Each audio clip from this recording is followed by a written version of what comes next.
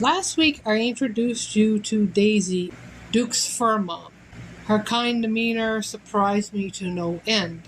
If it wouldn't be for her, Duke would not be in my life, and I can't thank her enough for that. But there's one thing you don't know about Daisy. She saved my life once, and I'm going to tell you how that happened in this week's video. You see, Daisy used to walk with me on my daily walks. I would do a lot of walking back and forth to the stores, basically less than a quarter of a mile back and forth. That's round trip, mind you.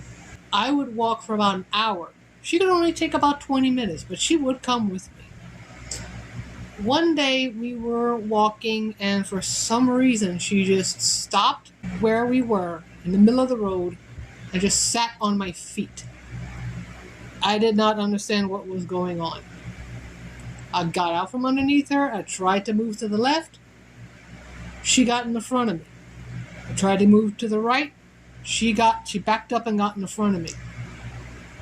Every time I'd move, I tried to go forward, she would stop me. She would not let me pass. She would sit there on my feet, and if I tried to move, she'd get up and sit back on my feet again. And I'm like, Daisy, we're trying to walk here. We're not playing games. Let's go. We're in the middle of a road.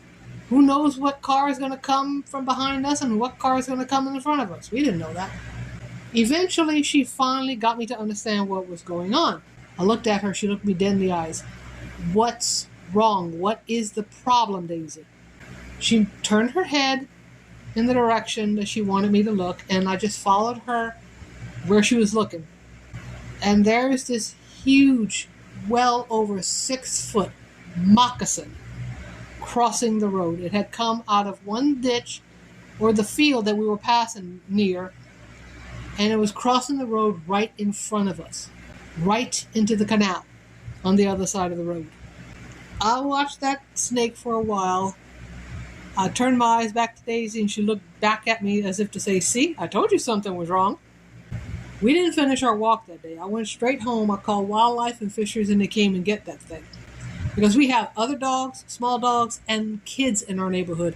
That thing could have gotten to somebody's yard and hurt somebody. When I got home, I thanked her profusely for saving my life. Daisy, not being by my side, I would have easily have just walked either right onto the snake or past that snake. I would have been bit. I would not be here right now telling you this story about his mom. I have a feeling I would not be here. That dog saved my life. If it wouldn't have been for her insistence, she saved my life. That's why I have such respect for her. I still miss her every day. So that's why I try to do my best by Duke, because Duke is a part of Daisy. And I want to honor Daisy's memory and what she did for me. Because what she did for me, she actually did it for Duke too.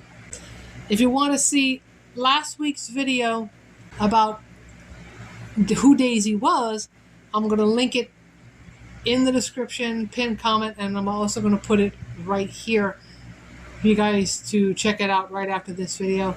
If you want to see other life stories from Duke, I have a whole playlist of them, and I will be doing more videos throughout the summer that you'll be able to check out. Just click on that playlist and you'll be taken straight to it.